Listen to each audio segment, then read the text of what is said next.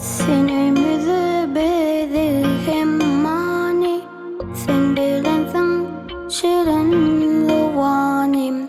Öğredin sen vatan sevmenim, dediler nuri canecem. Yılgıracım uzun sen yaşın, çatılmasın asarlara karşın. Kalva mehir keven karayşın, dünyanın bari canecem. Göz açınsın günüm görün gözümden, sallancık bağını tutun elinden. Adama can koşup diyen dilinden, gözlerim ayrılmasın içim can senin.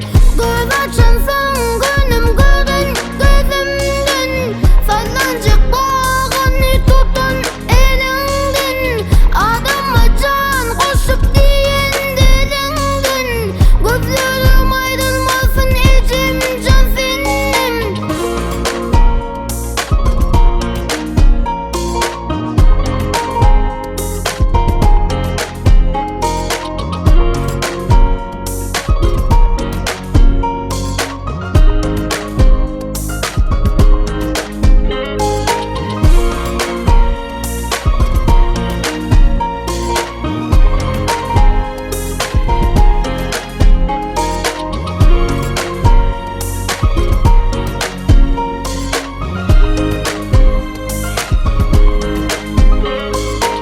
Yürek seysin vasfetsin dillerim, uyguvansın ene güvenlerim. Arkadağı serdarlı bahtiyar yıllarım, vatanımız bizden canecem.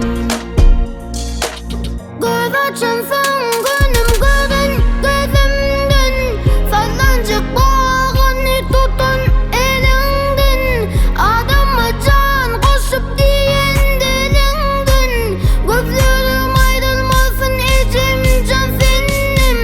Göz açınsın günüm görün gözümden, sallancık bağını tutun elinden.